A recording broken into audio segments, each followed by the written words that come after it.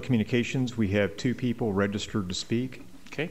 We'll have 2 speakers come forward at this time. First one is Paul Driver. Welcome to the board. We will have there is a 3-minute time period for the comments, and there usually is a little clock up here at the top, and it'll go ding, ding, ding when the time's up. And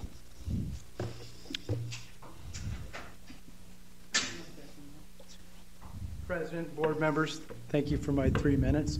I'm actually here today to talk about the artificial turf. I represent ATG Sports, one of the bidders on the turf project. I'm a graduate of Southeast High School. I built, I just want to real quickly acknowledge a real special teacher to me, Mr. Fulton, who helped me excel in math, and I think is part of the reason I've grown ATG from a $100,000 a year company 30 years ago to a $25 million a year company today. What the board's going to be asked to do today, if you mind opening your package, is to decide between various competitors which bid on this project. There was a committee involved, and the committee had a lot of criteria and what they call a request for proposal.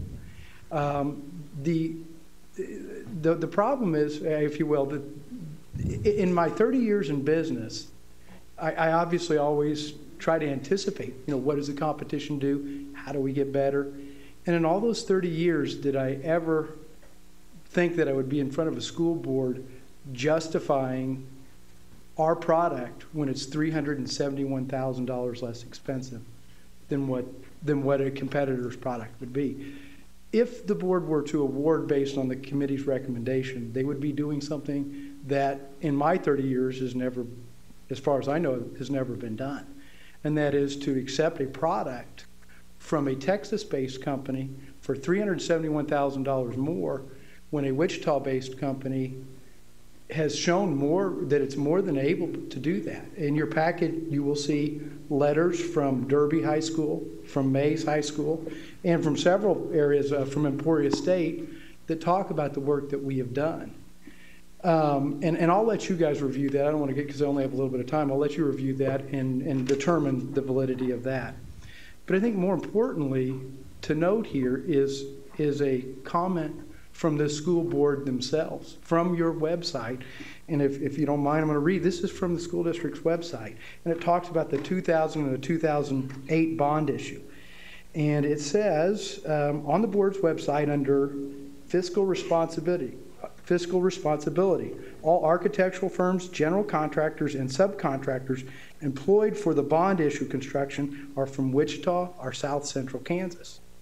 Wichita actually has a very unique opportunity there's probably only about 20 of us athletic surfacing companies, and you have a very unique opportunity to award it to a neighbor, to somebody who has the ability.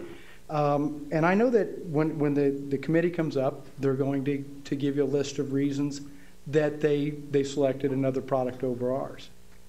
We do a lot of design build, and I want to tell you what other boards consider to be important, and I think a big flaw in what they forgot. Number one, school boards that I've dealt with before. Oh, is that the end of my time? If you could just finish your thought, that'd be great. Real quick, they look at longevity, whether or not a company can do it. Essentially the important things, and I don't think we failed on any level that is important. More importantly, in today's economic time, you're going to be asked to choose between a Wichita company, which will keep over $1 million in employee revenue in our community, versus a Texas-based company where you will send all that money somewhere else. Thank you for your time. Thank you, Mr. Driver. Oh, real quick, if you guys do have any, when you start discussing, I'm more than happy to stay here and answer any questions. Okay. Thank you. Thank you for your time. Our next speaker is